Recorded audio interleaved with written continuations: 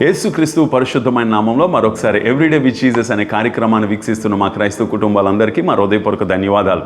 నిజంగా దేవుని యొక్క మహాకృపను బట్టి 9 నెలలు దేవుడు సంరక్షించి నూతన నెలలో 10వ నెలలో అడుగు పెట్టడానికి దేవుడు మనకు ఎంతగానో సహాయం చేశాడు ప్రియులరా. నిజంగా ఈ దినము చూడలేక లేదా ఈ నెలలో అడుగు పెట్టలేక ఎంతమంది నశించిపోయి ఉంటారో మనం ఎంతగానో కృతజ్ఞులమై ఉన్నాం. ఈ యొక్క నెలంతా కూడా ఒక 2 ప్రాముఖ్యమైన విషయాలు, లోతైన విషయాలు మీ ముందు ఉంచాలని నేను ఆశపడుతున్నాను. బైబిల్ గ్రంథం ఉన్నట్లయితే దావీదు రాసిన కీర్తన 56వ కీర్తన 9వ వచనం చూడాలని నేను ఆశపడుతున్నాను. ఒకసారి బైబిల్ గ్రంథం ఉన్నట్లయితే దావీదు రాసిన కీర్తనలు 56వ కీర్తన 9వ వచనం, నేను మొర్రపెట్టు దినమున నా శత్రువు వెనుకకు తిరుగును, దేవుడు నా పక్షంనున్నాడని నాకు తెలియను.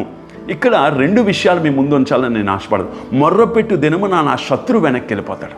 ఈరోజు ఉదయాన్న లేవగానే మోకరించి ప్రార్థన చేయగానే నీకు ఏ సమస్య ఉన్నా, అప్పులున్నా, లేకపోతే బలహీనతలున్నా, అస్వస్థత ఉన్నా, లేకపోతే నీ కుటుంబాన్ని ఎలా నడిపించుకోవాలో తెలియని సందేహంలో ఉన్నా, ఇవన్నీ ఒక శత్రువుగా నీకు కనబడతాయేమో. కానీ ఉదయకాల సమయంలో నువ్వు ఎప్పుడైతే మోకరించి, నువ్వు నీ భర్త, నువ్వు నీ భార్య, నీ పిల్లలు, కుటుంబం అంతా మోకరించి ప్రార్థన చేస్తారో శత్రువు వెనక్కి వెళ్ళిపోతాడు ప్రియులరా.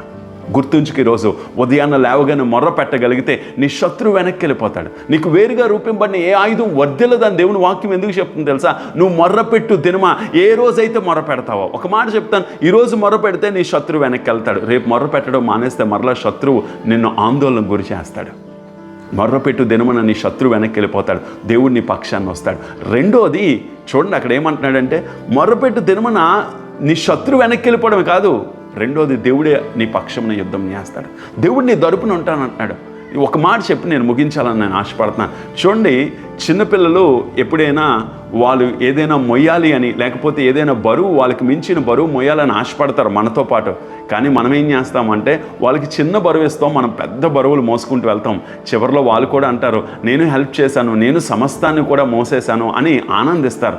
ఎందుకు ఈ మాట చెప్పానంటే, ఈరోజు నువ్వు చిన్నదే మోస్తావు, దేవుడు నీ పక్షమునుంటే నీకు ఎంత పెద్ద సమస్య అయినా ఆయన తీసివేసి ఆయన నీ తరపున నిలబడడానికి ఇష్టపడతారు ప్రియుల. మర్చిపోకు, మొర్రపెట్టు దినమున ఈ నెలంతా కూడా మానకంట ఉదయకాల సమయంలో మొరపెట్టు. నీ శత్రువు వెనక్కి వెళ్ళిపోవడమే కాదు, దేవుడు నీ పక్షమును ఉన్నాడని నీకు తెలియజేయబడుతుంది ప్రియులరా.